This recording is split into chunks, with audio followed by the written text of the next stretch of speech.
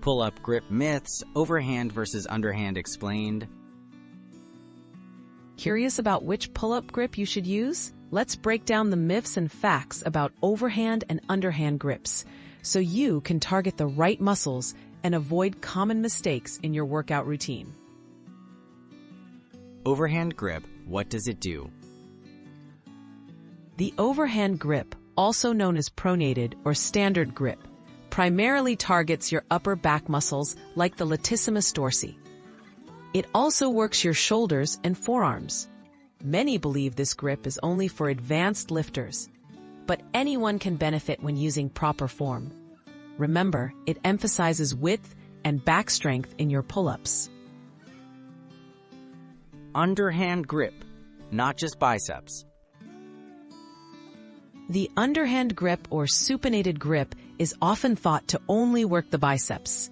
In reality, it still activates your back muscles, especially the lower lats, while also involving your arms more. This grip can sometimes feel easier for beginners, but it's not just about arm strength. It still requires full body stability. Common myths about grip choice. A common myth is that one grip is always superior. In truth, both grips offer unique benefits. Overhand isn't necessarily harder, nor is underhand only an easy version.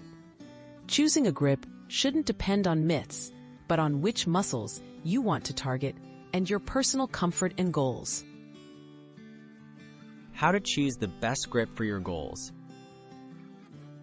If you want a wider back, focus on the overhand grip.